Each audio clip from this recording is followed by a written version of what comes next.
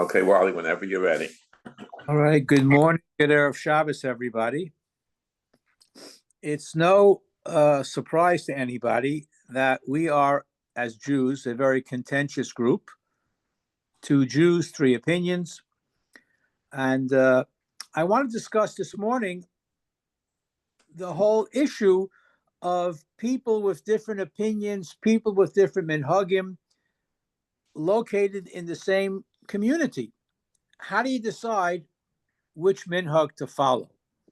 I mean, when every community was established, including our own, people came to it from different places. When Shomrei Torah was established, you had people here from Patterson, you had people here from New York, you had people who came from the German background, and everybody brought with them their own minhagim. And there were people, some of the older members of the shul from different parts of Europe. They also had different minhagim, which all somehow melded together to form what we now have in Shomrei Torah, which is a mishmash of many, many different things. But what you had in the past, in many communities, you had a Rav Ha'ir, a rabbi who was the rabbi of the entire city, even though there may have been many different synagogues in the city. And he determined what the minhag of the community was, whether it was in terms of tefillah, whether it was in terms of different minhagim. There are many, many issues, but once the whole idea is that there should be a unified practice in a community. And we'll see how this plays out in the Gemara and in the Psukim. There were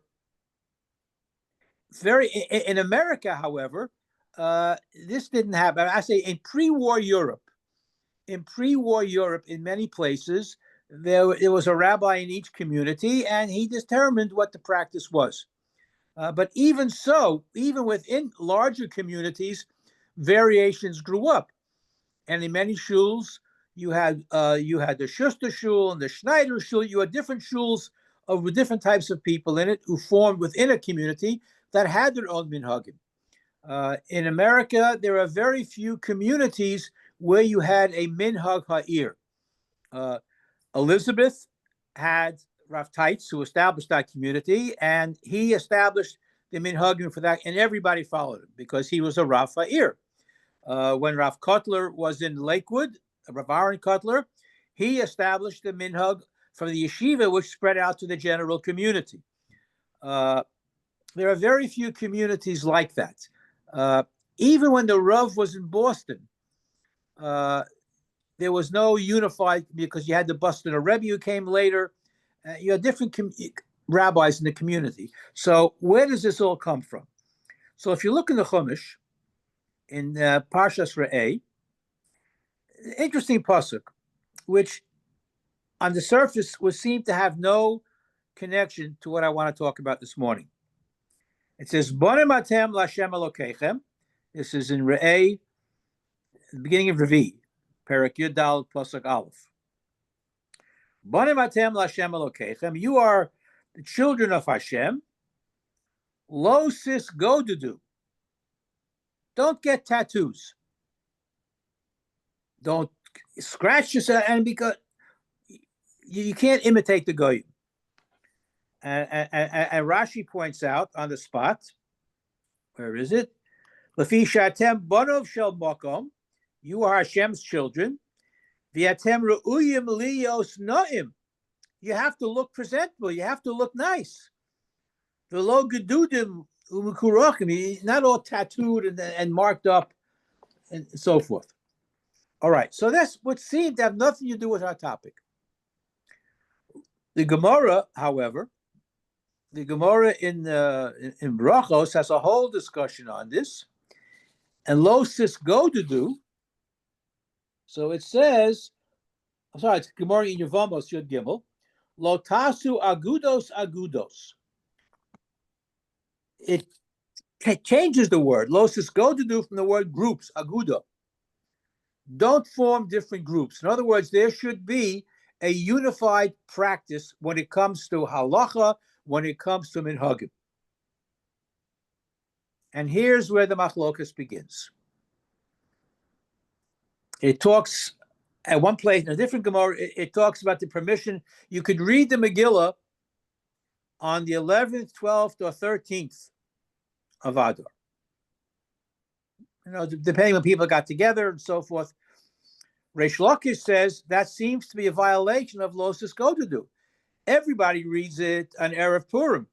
And if you can read it a few days earlier, it's a violation of having agudos, or having different communities doing different things. It's a prohibition. Rabbi Yochanan says, no, we have a precedent for divergent practices. And some places have one minhag, so you have a basic machlok because Rabbi Yochanan Reish Lakish about whether or not you can have different minhagim in the same place. And then they discuss whether it's a question of minhag versus actual halacha. And he says you can't compare isur to minhag. For example, some people have a minhag not to do malacha Erev Pesach. Some places don't have it. So Reish Lakish answers, well, you can't compare minhag to isur because the Megillah is halacha, and Erev Pesach malacha is a minhag. So that's part of that machlokus. And to go back and forth, Beis Shammai and Beis Hillel had other minhagim, differences about b'dikas chametz. The Gemara goes in tremendous detail regarding Megillah, regarding minhagim, and it gets further down the road with Rava and Abaye. And one of the things that they talk about is whether there is a bezdin in the city or if there are two batei dinim in the city. In other words, there is a legal structure to determine what is the practice of that community. And if you have two batei dinim, for example, Rava says you can have one bezdin that rules like Beis Shammai, was that rules like Beis Hillel. The only problem is, what if you have one bezdin and some members are split between Beis Hillel and Beis Shammai? So there's a whole discussion about aguda. Basically, they agree that there is an issue of different minhagim in one community. There should be a unified approach towards Jewish practice. Rashi says, if you don't have a unified approach, then it appears like there are two Torahs. The Jews should practice one way and not have different variations. The Rambam says if you have too many differences of opinion, that leads to machlokas. So you have a lot of discussion on the notion of having different minhagim and different practices in the same community, and certainly even in the same shul. Wally? Yes.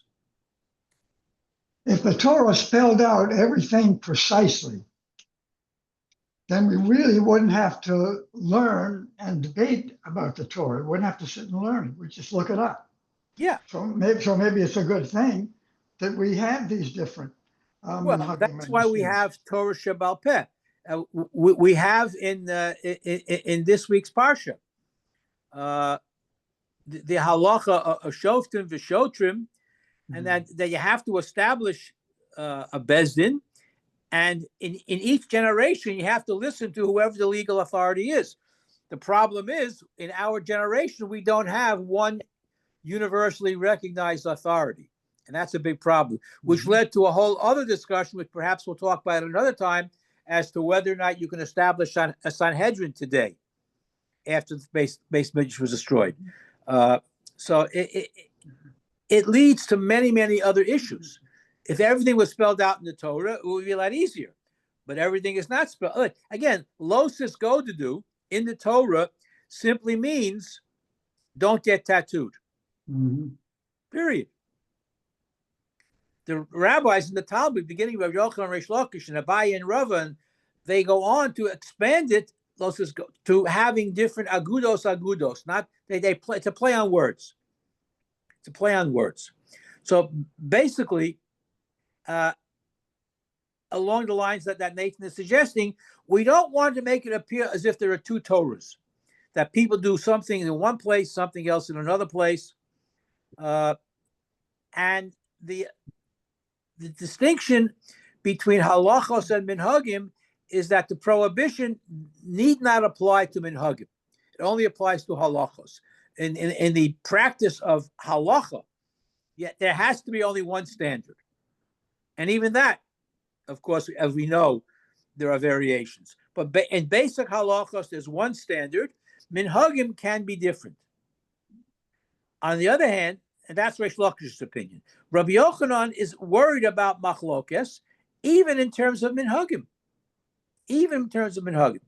And this machlokes went on throughout the generations, halacha versus minhagim, in terms of differences in practice. Primarily, the discussion dealt with two batei dinim in the same city. But since we no longer have that practice, how does that affect us today?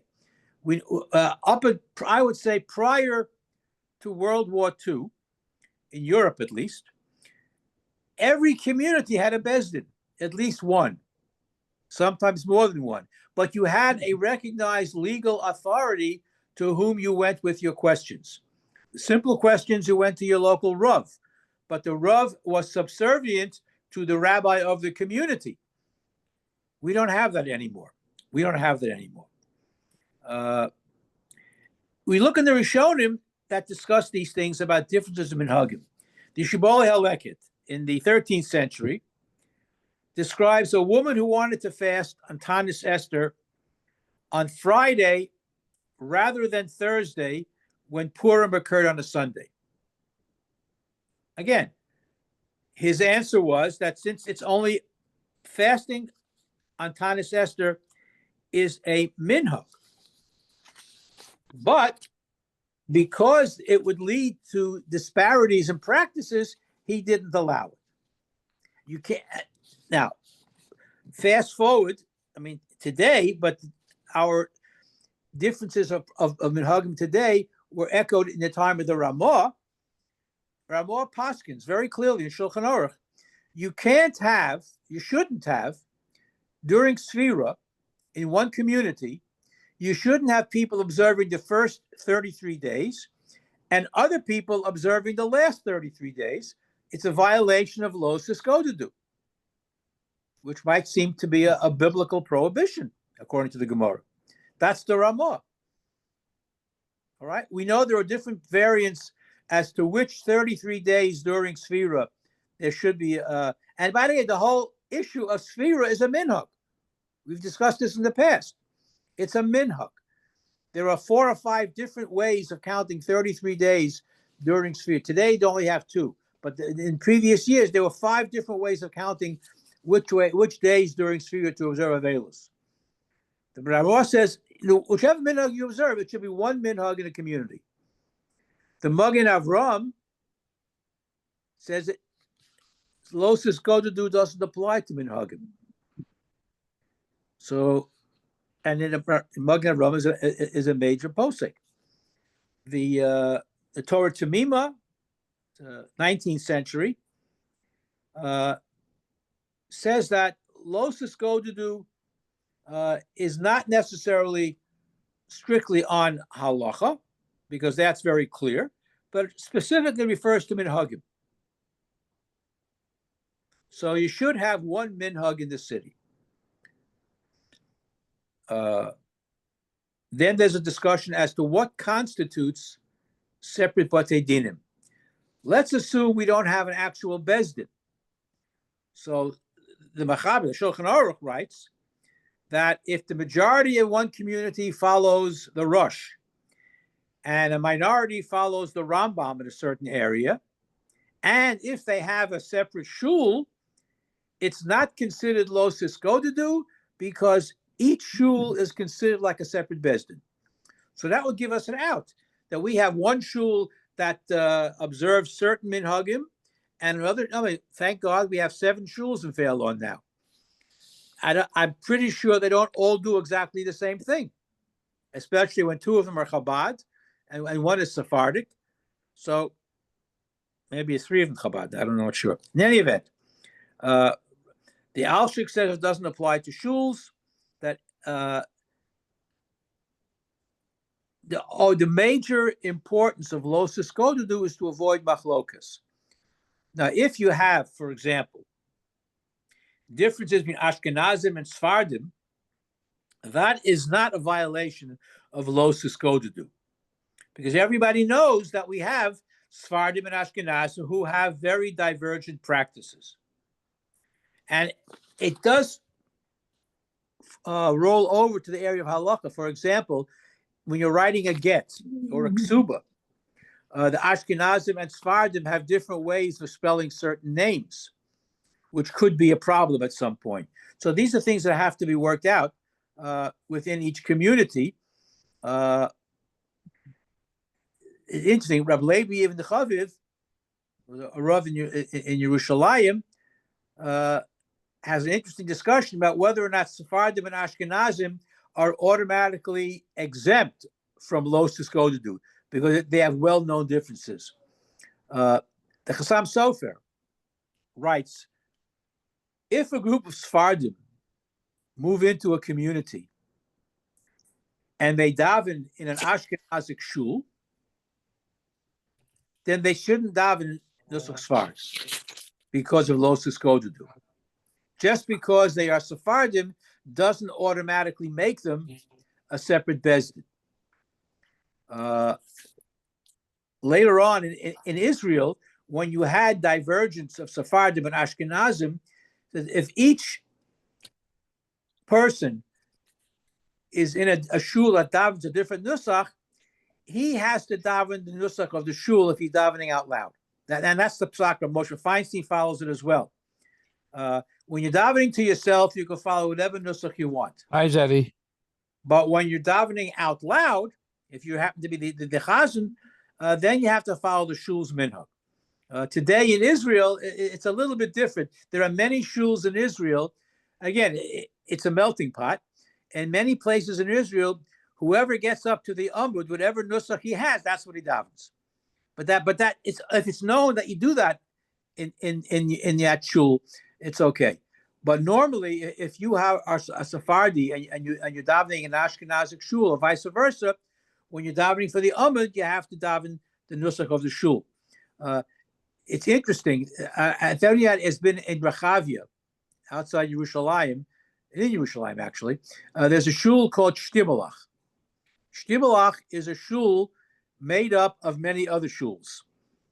When the Arabs kicked all the Jews out of Yerushalayim in 48, so that they went obviously outside the old city, and they got a building, and every room in this building is a different shul.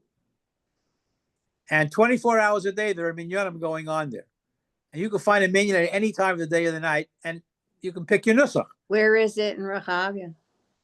I forget the name of this. It's down the block from the Islamic Museum of Art. It's an interesting place. I mean, you can go in there at any time, day or night, and find a minyan. I remember once I was saying Kaddish, I forget if my mother or my father, I forget who it was, and it was late at night, and I hadn't davened Mariv yet. So it was like 10:30, 11 o'clock at night, and I wandered in and I found a minyan. And who should walk in right after me? Natan Sharansky, who had your site, with his bodyguard. Bodyguard plopped on a kippah, and one guy stayed in the car, one guy came in, and he davened with us. In any event, Shtibalach is a fascinating place. But getting back to our contemporary issue, the Mishnah Berurah paskins, everybody in shul should have the same minhag regarding tefillin on Chol HaMoed. Now, we know there are two practices. There are many people who don't wear tefillin on Chol HaMoed, and there are some who do wear tefillin without a bracha.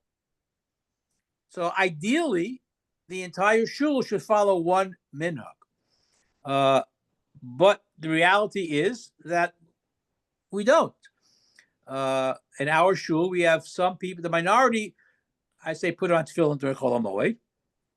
At one time, I remember, I don't know if it's the same today anymore, but at one time, Rabbi Yudin expressed a preference. If somebody was davening for the Amud, he shouldn't be wearing tefillin on Chol HaMoed. Wally?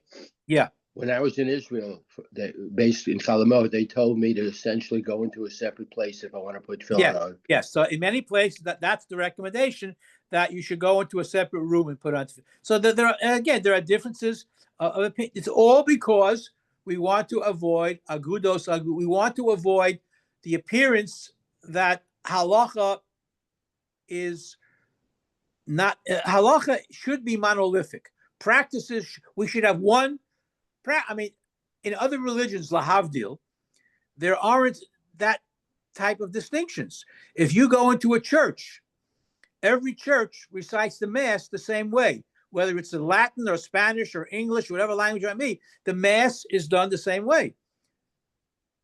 You go into many different shuls and you have many different minhagim.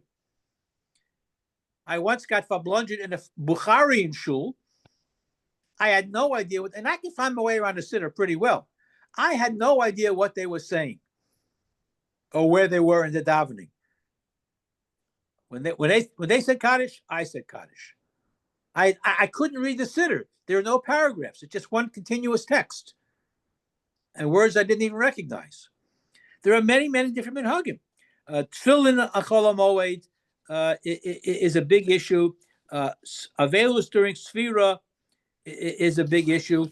However, we have, outside of Eretz Yisrael, we have made our peace with the fact that there are differences of opinions. Rav Moshe Sternbruch made a very brilliant observation, I think. And he said that in the aftermath of the Holocaust, there are many people from different communities who kept their minhagim from Europe. And it says there's no prohibition because it's important to them to maintain, the Girsa Diankasa, what they grew up with. Where the communities are no longer existent, they've been destroyed, it's important at least to retain the minhagim of that place, and therefore we're not makpid if they follow a minhag different from everybody else. Another machlokes concerns, and there are many. We're coming up to Sukkot soon. How do you do the na'anuim during Hallel? There's machlokes in the Mishnah between Beis Hillel and Beis Shammai as to whether you do na'anuim doing Ana Hashem Hatzlichana or Shiana. Right? Beis Shammai says you do na'anuim during Ana Hashem. Beis Hillel says you don't.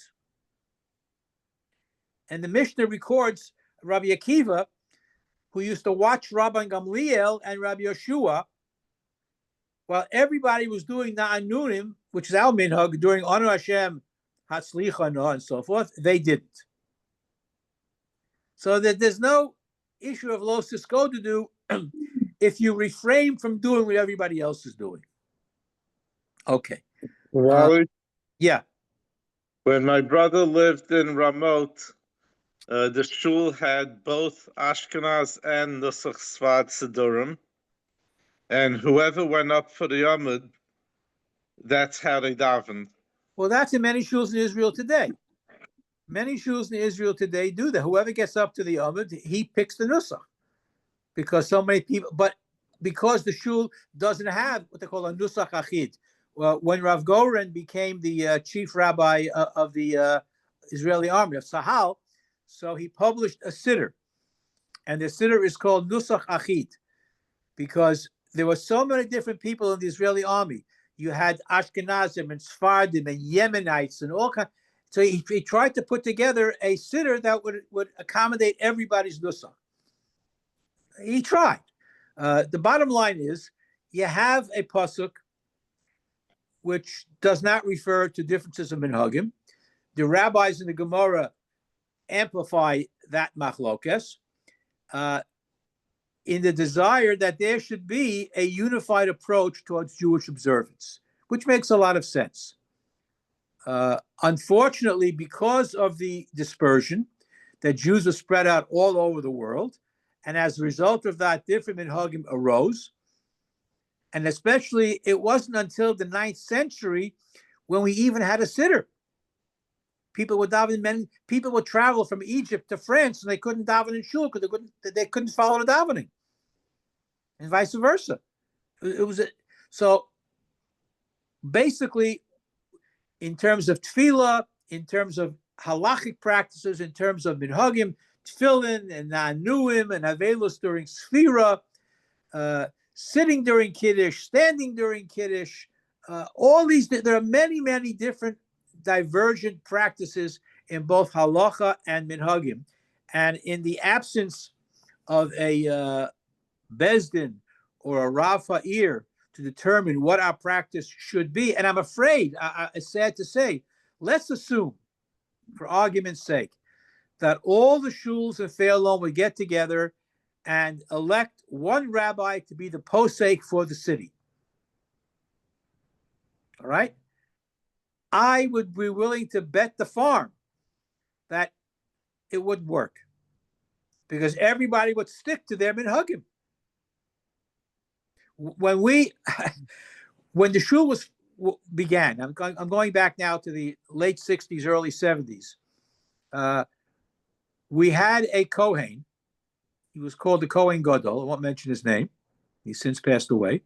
Very loud voice, very loud person. And he was of German extraction. And not only did he was a Kohen, and not only did he have his own ayayay nusach during Birchas Kohanim, he had a different one for each of the Shalosh Regalim, which threw everybody off. And it was very problematic. What tune do you do for during Birchas Kohanim, when people are saying the Ribono Shel Olam, which you shouldn't say anyway, it's a separate discussion some other time. So it was very disconcerting. Again, the shul was still small enough to establish a minhag. So at that time, we had a ritual committee, which I don't think exists anymore. I was on the committee. Rabbi Gershon was on the committee. Rabbi Yudin, a few other people, European Gaboyim. And we called a meeting of the ritual committee to deal with this particular issue of Birchas Kohanim. And it was decided that we should pick one tune, teach it to the Kohanim, and everybody will pick it up. I was designated as the person to teach the Kohanim this tune. And the tune that I selected was a tune that I heard at Yeshiva from Rav Lesson, who was the Mashgiach. He was a Kohen. The tune that we use today, that was Rav Lesson's tune of Birchas Kohanim. So we invited all the Kohanim to come down. Only problem was everybody was afraid of this Kohen. He was a very loud, tough person. Nobody showed up from the ritual committee except me. A couple of Kohanim came, the Kantorowitz boys, and I taught them this particular nusach. The Kohen Gadol wasn't happy about it, but that became the nusach of our shul. Otherwise, it would be like Migdal Bavel. And in some shuls today, every shul today pretty much has their own tune for Birchas Kohanim. But I remember going to shuls during the summer, for example, in a bungalow colony or something, where people came from different communities. And they all had their own, and it was like the Tower of Babel, because every Kohen would have his own tune. So it's important to have a unified nusach. It's important not to embarrass somebody, obviously, and it applies in many, many different areas. The lack of a centralized authority today is very problematic when it comes to establishing what should be the accepted halakhic or minhag practice in a community. Wally. Yes. Every once in a while they try doing this, but when people say Kaddish, you have 4, 5, 6 people sometimes saying it, and they're so disjointed that everybody's in a certain place. And every once in a while they try to get them all to come together in one place so they could say it. That's the best way how to do it. But they don't, and it always falls back that it's always disjointed. Well, again, because there's been no official determination of how this should be done.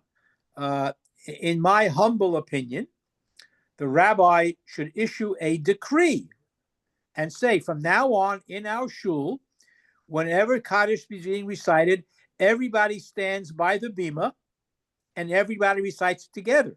And they should make a concerted effort. The Gaboim should make sure that it should be announced, put it in the bulletin, repeat it from the Amud. It's very different. I had Kaddish the other day for my grandmother, and It was impossible. I wasn't sure where the other person was. This is why They were everyone, saying I tried to slow down to keep up with them. It was ridiculous. it's not only speed, it's how loud you are. So again, the rabbi should get up and it should be enforced and put it in the bulletin and make announcements from now on in our shul during the week, Shabbos, Yontif, whenever Kaddish is said. All those that are saying Kaddish should get together, stand by the bima, and recite it in unison. That's a simple thing to do. In addition to that being more uniform for the men and everything, we do have women who have taken it upon themselves to say Kaddish Yatom, Kaddish Derabah for a parent that they lost. And we go crazy trying to hear a man, and then because they're trying to do it at the same speed so it's uniform. And that's why a bunch of us women stand around these women, so at least we can follow their pace and answer amen to them. But it's meshugas some Shabbosim. 100%. I know this morning in shul for the first Kaddish, there were two women saying Kaddish, but her husband, one of the husbands, was the only one at that time in shul who was saying Kaddish, and he said Kaddish, and they all followed him. It was easy, one person, right? For the first Kaddish. Then the other guy came late who was saying Kaddish. But this should be a unified. It's easy to do. It's easy to do. It's not that easy to change nusach. If a person davens because of a Hasidic background, he davens nusach ari. Again, not for the Abed, but when he davens from, you can't change nuschos that easily. You can't change even the direction of the na'anuim in some shuls is different. But this is a simple thing to do, and I don't understand why it's not being done. Again, maybe no one's brought it up officially. How can you not see it? No, seeing is one thing, but if no one actually, Beferush says this is the question, this is how we can solve it. Rabbi, please follow through. Every once in a while, the Gabayim go around to try to do this. Every year, 2 or 3 months, then they come lax with it. It's not the job of the Gabayim. You have to establish a minhag of the Beis HaKnesses, and that can only be done by the rabbi who has to say, this is what we're doing from now on, period. This is going to be our communal practice. And they have to follow through with it. And then the Gabayim make sure it's being done. But I mean, it can be done. This is a simple thing to do. I don't know what, maybe NATEP can form a committee to approach the rabbi and say, listen, this is an important thing. Why not? Anyway, Dr. Greene, yeah. A quick story about minhagim that are close by, and also that no one embarrasses anybody. A good story. I was saying Kaddish during my year of Avelis I went to the Aguda in Passaic. Over 200 people davening, and after they said Aleinu, it was at night, they said Aleinu, it's Chodesh Elul. I started saying Kaddish. Nobody stopped me. Nobody said Kaddish. And then I realized what happened. After LaDavid, they said LaDavid after I finished, and then everybody says Kaddish. I didn't realize, no one told me that they only have one Kaddish after LaDavid. But to their credit, nobody stopped me, and nobody said, no, be quiet. They all answered Kaddish very respectfully. Well, you're raising an interesting point about Kaddish, and perhaps at some point we can talk about Kaddish, but there is a concept that you don't have a multiplicity of Kaddishim. You try to minimize the number of times they say Kaddish. One Kaddish Yatsam for the Tefillah, but we, in most schools, say it after Aleinu and after LaDavid, so I didn't know. Well, in our shul, in previous years, we used to say Kaddish all the time. There was a Kaddish after the Shiur Shel Yom before LaDavid, until eventually they cut it out. But in our shul, the practice was to say Kaddish after after Aleinu, after the Shiur Shel Yom, and if it was Elul, they would say Kaddish before LaDavid and after LaDavid, and Rosh Chodesh. Now we try to cut down, at least eliminating one Kaddish. But there's a concept of ribui Kaddeshim, not having too many Kaddeshim said at one time. The important Kaddish is the one after Aleinu. Other than that, it's probably optional. When I was growing up, they had a special Kaddish for the person observing the yard site. And only the yard site would say Kaddish. And they would say an extra parak of Tehillim for the person who had a yard site, and he would say Kaddish by himself. That was the minhag in my shul. Yeah, that was the minhag in the shuls in Brooklyn that I davened in also. Okay, so it's not an orphan minhag. In any event, keep in mind the differences of machloksim, and maybe the Kaddish is something we can talk to the rabbi about. Thank you, Rabbi. Have a wonderful Shabbos. Thank you. Thank you, Have a Wally. good Shabbos. Have a great Shabbos. 1 second, Jim. Nathan, I'll be away this Sunday. Right. Good Shabbos.